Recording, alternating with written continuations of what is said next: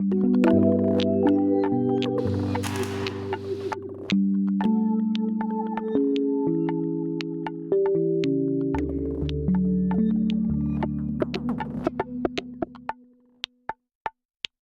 o Novos Tempos está no ar e o assunto dessa semana vai tratar do atual cenário político vivido pelo país e como essa situação pode influenciar as eleições municipais. No dia 2 de outubro de 2016, a população volta às urnas para escolher prefeitos e vereadores que vão administrar o município durante os próximos 4 anos. O voto é a oportunidade que o cidadão tem de escolher o candidato que vai melhor representá-lo. Diante da turbulência política vivida pelo Brasil nesses últimos anos, fica a seguinte pergunta: será que o cidadão amadureceu politicamente e vai se preparar melhor para a escolha dos candidatos? Eu acho que mediano, porque já tivemos situações parecidas antes e continuou na mesma linha. Eu acho que algumas pessoas vão ter uma consciência melhor e outras não. Eu espero que sim, porque esses debates, assim, a galera tá bem mais antenada. Acho que a gente está vivendo um momento conflitante, né, que as pessoas estão passando por situações difíceis da política e isso exige que a gente se prepare. Vejo as propostas, se tem a ficha limpa em questão disso. E a questão, eu volto muito naqueles que saíram de faculdade recentemente, sabe, que viveram isso daqui, para estar melhorando também a situação pra gente, né? Tô vendo a maioria dos debates e as coisas antigas que eles fizeram para pensar. Tanta coisa acontecendo, acho que o pessoal percebeu agora ultimamente a importância maior de escolher melhor os candidatos. Então acho que todo mundo vai procurar se informar mais, pesquisar mais antes de escolher. Em um momento em que a política se tornou um assunto tão popular, vale lembrar que a hora certa de se fazer as escolhas é na hora do voto. Conhecer os candidatos, fazer uma pesquisa detalhada sobre cada um e suas propostas é fundamental para que o eleitor faça uma escolha consciente e correta. E para conversar com a gente sobre essa fase vivida pelo nosso país, nós recebemos Otávio Soares Dulce, professor da PUC Minas e doutor em Ciência Política. Professor, muito obrigada pela sua participação aqui no Novos Tempos. Eu que agradeço, obrigado. Para começar, eu queria te perguntar se realmente esse atual cenário político pode influenciar nas eleições municipais e de que maneira? Bom, eu acho que ele pode influenciar no sentido de que foi um processo muito noticiado, né? Muito grave e muito noticiado, então teve muita repercussão na mídia e tudo. E nesse sentido, praticamente todo mundo no Brasil está sabendo da queda da presidenta da República, a substituição pelo vice-presidente. Isso aí acho que todos estão sabendo, né? Mas muita gente não sabe o significado disso, do ponto de vista de mudança das políticas públicas. Então é meio relativo. O impacto por exemplo, sendo uma eleição municipal, ela tende a focalizar mais questões municipais também, né? Pode ser levado em conta o quadro nacional, mas o impacto seria maior se fossem eleições nacionais ou estaduais. Eu penso nas pessoas também se prepararem melhor, né? Vendo essa atual situação política e a crise vivida pelo Brasil, elas talvez pararem para pensar, para pesquisar mais sobre os candidatos. Isso eu não sei dizer se vai acontecer. Eu tenho a impressão que vai ser como sempre foi. Uma parte da população é bastante informada, toma conhecimento, e uma grande parte é bastante desligada do processo e tem informações muito pontuais, assim, vagas. Professor Otávio, recentemente fizemos toda uma campanha percebendo a necessidade de uma reforma política séria, para que as eleições de fato sejam mais bem vivenciadas pela população e representem os anseios da população. Algumas mudanças, ainda que leves, foram feitas. Por exemplo, o financiamento público financiamento privado das campanhas, né? O senhor acha que isso tem já impactos nessa campanhas municipais? Já. Nesse exemplo que você deu do financiamento, o objetivo era baratear bastante. O objetivo era barrar os financiamentos de empresas, é claro, mas o resultado principal é de baratear muito as campanhas. Elas estão muito simples, né, atualmente. E, então, esse já é um efeito. importante, que eu não sei se é um efeito bom, qual que é o resultado final, mas que tem um efeito forte na capacidade dos candidatos de fazerem campanha. Eles estão fazendo coisas muito simples, até um pouco pobres. Porque quase tudo... Em termos de marketing, o senhor fala? É, muito pouquinho, porque como eles não têm muito dinheiro, eles têm que trabalhar com santinhos, folders, né? O mais caro na campanha eleitoral é a parte de televisão. E aí, sem o dinheiro das empresas, é muito difícil fazer um programa grande e tal, né? Você falou que você não sabe se isso é bom ou ruim, em que sentido? Em termos de chegar ao eleitor. Tá. Porque só com santinho, uma coisa assim... Por exemplo, se você ou eu fôssemos candidatos a vereador ou a prefeito, nós não somos conhecidos, nós somos conhecidos no nosso área profissional. Como é que eu vou chegar num bairro que eu nunca fui, a pessoa não... ainda mais que é durante um mês e meio, um mês, a Diminuiu campanha... o seu tempo também? A tendência disso, então, eu acho, é de favorecer quem já está lá. Quem já é mais conhecido. Já tem muitos contatos, aquela rede de amigos nos bairros, né? Aí é o efeito que pode ser negativo de impedir uma renovação. Entendi. Né? Agora, professor, olhando os partidos políticos, as suas coligações, os próprios candidatos, a desigualdade de tempo, né, na apresentação das propostas, parece que não há nada de novo no ar, ou eu estou enganado, professor? Eu acho que está mais ou menos como vinha acontecendo, né? Há um número muito grande de partidos no Brasil. Você falou da reforma política. Além do problema do financiamento, que é questões de finanças e corrupção, essa questão do número excessivo de partidos no Brasil está sendo muito debatida, porque foi uma das causas principais dessas crises que resultaram no impeachment da presidenta Dilma, né? Uma ingovernabilidade do sistema pelo excesso de partidos, uma dificuldade muito grande do governo de organizar a sua coalizão, a sua base, né? Não dava nem para diminuir o ministério, porque ia... É o problema. O atual presidente, o Michel Temer, chegou com uma intenção de cortar bastante, mas ele teve que recriar muito para caber a quantidade de interesses e facções e grupos que fazem parte do conjunto. Quer dizer, essa é uma questão que tem que ser pensada no Brasil. Seja por uma medida mais drástica, que é a chamada cláusula de barreira, né, como tem na Alemanha, tantos países, ou então por medidas mais simples, como a proibição de coligações para casas legislativas, que já ajudaria um pouco a clarear um ambiente, né? Agora, professor, em nosso sistema político, a eleição sempre teve uma centralidade na dinâmica da democracia. Nesse sentido, o impeachment da presidente Dilma, que foi eleita, interfere de alguma forma nessa realidade do eleitor falar assim, não, o meu voto ele garante, uma vez que eu conseguindo eleger um prefeito, que ele vai ficar e vai exercer o mandato, etc. Como é que o senhor vê essa questão? O senhor percebe, assim, como cientista, alguma diminuição da percepção do papel do voto do eleitor? Eu não percebo, não. Mas eu acho que essa questão pode ser colocada, porque já é a segunda pessoa que ocupa o cargo de presidente da República que cai por impeachment, né? E o Brasil teve vários presidentes que foram impedidos de uma forma parecida, como Getúlio Vargas e João Goulart, né, que foram vítimas de golpes diretamente. O presidente Collor e a presidenta Dilma Rousseff foram impedidos por manobras parlamentares, né, por um processo de impeachment, tipo assim, como tem no parlamentarismo, né, na Europa, a maioria parlamentar destitui o executivo, né? Foi o que aconteceu nos dois casos. Então, isso significa uma certa instabilidade, eu acho. Quer dizer, dos últimos, 70 anos, não foram muitos os presidentes do Brasil que, uma vez eleitos, conseguiram completar o seu mandato. Foi uma minoria só. E os escândalos de corrupção, da forma como foram tratados pelo Ministério Público, pelo Judiciário, pelos meios de comunicação, ampliam o descrédito do cidadão comum com a política ou o senso de responsabilidade do eleitor nas escolhas do candidato e no acompanhamento dos exercícios dos mandatos se amplia?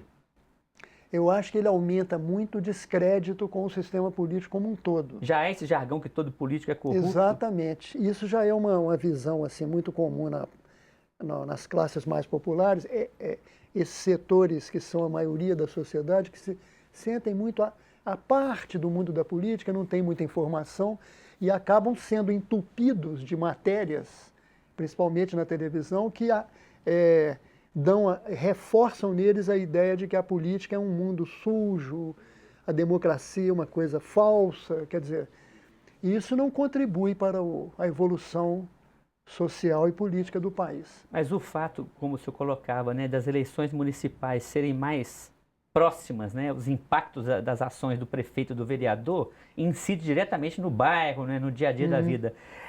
Esses escândalos de corrupção, eles tendem vamos dizer assim, a levar o eleitor a ficar mais... Minha pergunta era essa, né? Mais atento com as suas escolhas, porque parece que os candidatos estão aí, são os mesmos que... São raros os que são novos. A pergunta sua é boa, mas a minha resposta é que eu acho que é mais ou menos igual.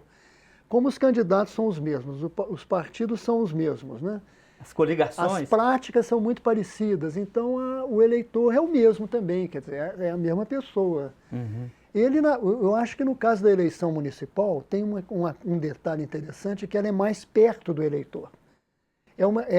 O município é o lugar onde ele vive, a família dele, então é ali que a experiência da democracia eleitoral, né, é mais bem considerada, com mais transparência, pode ser mais rica. Eu acredito que a vida municipal tem o seu valor muito grande, sim. O professor Otávio, nós estamos fechando o primeiro bloco, mas eu queria fechar com uma pergunta sobre o ficha limpa. Que houve uma declaração do ministro Gilmar que esse projeto foi feito por pessoas bêbadas. É uma expressão muito assim, foi recorrente na mídia. O senhor acha que isso ameaça a credibilidade do ficha limpa, ligando com esses escândalos de corrupção? Não, eu acho que isso ameaça muito a credibilidade do ministro Gilmar Mendes e um pouco do Supremo Tribunal também, né? Ele, ao falar isso, realmente ele teve um comportamento deplorável, né? E que compromete um pouco a corte da qual ele faz parte, né? O próprio Poder Judiciário. E é estranho que ninguém tenha feito observações a respeito dele, nesse sentido, né? Ok.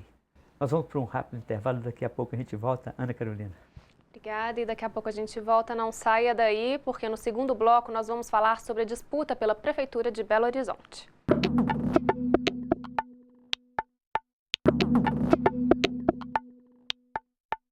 Olá, hoje no Novos Tempos estamos conversando sobre o atual cenário político do país e a importância do seu voto na hora de escolher os candidatos nas eleições municipais. E 11 candidatos estão na disputa à Prefeitura de Belo Horizonte. O DCE do curso de Direito da PUC Minas promoveu um debate para apresentar as principais propostas de cada um. Vamos conferir. Para se apresentar, cada candidato teve 1 minuto e meio. Em seguida, os concorrentes fizeram perguntas entre eles. Os candidatos sorteados escolhiam a quem fariam a pergunta. Eram dedicados 30 segundos para o questionamento, 1 minuto e meio para a resposta e 45 segundos para réplica e tréplica. Meu nome é Rodrigo Pacheco, eu tenho 39 anos de idade, sou advogado há 16 anos, tenho muito orgulho de dizer neste recinto que sou formado na Pontifícia Universidade Católica de Minas Gerais, no campus Coração Carístico, na Faculdade Mineira de Direito. Essa é uma oportunidade em que todos nós temos de nos apresentar e aqui falar de propostas factíveis para vocês, aqui alunos dessa faculdade. Nós estamos mantendo 191 escolas do ensino fundamental que têm conseguido antecipar os melhores índices do IDEB. Temas como transporte público, crise política e investimentos voltados para os jovens foram discutidos. Eu vou fazer a gestão da prefeitura para a população de Belo Horizonte. Então, a população de Belo Horizonte que paga essa conta, ela conhecerá em tempo real cada um dos gastos com o sistema de transporte. Será disponibilizado para toda a população. Esse processo eu quero liderar sensibilizando o governo federal, o governo estadual, da importância da estadualização da CBTU, né, sendo absorvida pela Metrominas, porque só assim que os recursos federais poderão chegar até a cidade de Belo Horizonte. Eu estou tratando essa campanha como uma grande oportunidade para a gente renovar, ressignificar o meu partido político. Meu partido acertou muito, mas meu partido também errou muito. Então é evidente que as eleições são os melhores momentos para a gente também ressignificar os partidos, ressignificar a democracia. O Centro de Referência da Juventude, por exemplo, ele é extremamente subaproveitado, a gente não vê uma política da Prefeitura efetiva para os jovens. A gente vê realizações aí do governo do estado, como o CID, que está tratando de empreendedorismo, de tecnologia, está dando super certo. Então, Belo Horizonte tem que ser parceiro do jovem, tem que qualificá-lo, tem que fazer com que o jovem empreendedor, o jovem talentoso, que tenha boas ideias, continue aqui em Belo Horizonte e faça dinheiro, faça uma empresa de sucesso aqui na cidade. Assuntos polêmicos como o combate à homofobia e a lei do Tribunal Superior Eleitoral, que não exige que candidatos de partidos com menos de 9 deputados federais sejam convidados para debates televisivos, não ficaram de fora. Eu sou contra qualquer tipo de preconceito por um motivo muito simples. Os meus avós são árabes e sofreram todo tipo de preconceito, né, que foi me contado pelo meu pai. Eu sofri, né, eu era o turco. Então, por sofrer a discriminação na pele, nas gerações que passaram, meu pai, meu avô, eu tenho um verdadeiro horror a qualquer preconceito, qualquer tipo de preconceito, seja ele homofóbico, racial, intelectual. Então, eu tenho pavor disso. É lamentável a posição das emissoras de TV de não convidar determinados candidatos ao debate. Um erro, um lapso lamentável e muito agravado pela situação que justamente as pessoas que ficaram de fora são as mulheres, né? Então acaba sendo uma atitude excludente que aumenta o preconceito contra as mulheres. As emissoras, que são concessões públicas, elas utilizam o argumento da lei, mas esse argumento da lei, ele não impede o convite. Ele diz quais são os convites obrigatórios. Então, nós queremos estar nesse debate. Candidatos não deixaram de destacar a importância da discussão com os alunos. Os protagonistas, não só do presente, mas do futuro, são os jovens, são os universitários. Pessoas que têm uma visão clara daquilo que são as mazelas da nossa sociedade. O último bloco foi realizado com perguntas inscritas na entrada para o debate e sorteadas para os candidatos. Entretanto, o evento foi encerrado previamente por causa de tumulto na plateia. Presente! Pessoas, por favor, senhoras e senhores. Professor Otávio, as coligações e os próprios candidatos parecem não ter, nas eleições agora, nas propostas, os mesmos objetivos ao participar do pleito. Alguns são muito desconhecidos, não percebem que entram assim, não sabem que não têm muitas chances de ganhar. Com isso eu pergunto, muitos estão de olho nas futuras alianças no segundo turno? É isso mesmo? Pelo fato de ter um número muito grande de partidos, como nós comentamos antes, os grandes partidos são os que estão realmente competindo pela prefeitura, ou por cargos grandes na Câmara, né? Isso no caso de Belo Horizonte, né? Isso, que você está perguntando. Agora, partidos menores estão jogando o jogo, porque eles têm também que disputar para poder se sobressair. Mesmo que não tenham muita esperança de ganhar, mas eles têm objetivos de chegar numa aliança de segundo turno e elegeu bancadas na Câmara Municipal. Agora, o fato de ter 11 candidatos, isso ajuda ou atrapalha, professor, ao eleitor? Ao eleitor? Não sei. Numa campanha municipal. Você acha que cria um quadro muito confuso? Isso, talvez? Complexo para ter uma... Porque as diferenças entre eles não são muito grandes, né? Em muitos casos. Então, eu acredito que seria melhor um número mais limitado de candidaturas com mais definição de ideias, né? Seria bem melhor. E em relação à eleição para vereador, pelas promessas que têm sido apresentadas, eu pude ouvir alguns dias, parece que não há mudanças qualitativas sobre o papel, a consciência do papel do vereador. São promessas que às vezes não passam pelo vereador e eles prometem. Quer dizer, trata-se de continuar nessa mesma prática, dessa velha prática, e os eleitores vão continuar caindo nesse discurso? Eu acho que sim. Agora, eu acho que se os eleitores votam neles é que eles compartilham, né, dessas figuras, desse jeito de fazer a representação popular, né? Eu acho que o eleitor não é propriamente enganado, não. Ele compartilha dessa cultura, né? às vezes de políticos folclóricos, ou de pastores, ou de jogadores de futebol, muita gente do rádio, né? Eles conseguem muitos votos. E esta semana nós perguntamos nas redes sociais da PUC TV se o pessoal de Belo Horizonte já sabe em quem votar. Vamos conferir o que eles postaram sobre o tema?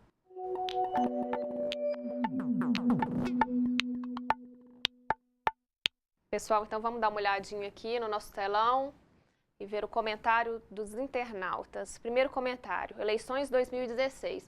Fico assistindo os candidatos a vereador fraquíssimos. Passa a impressão de querer viver política, sem noção do que falam.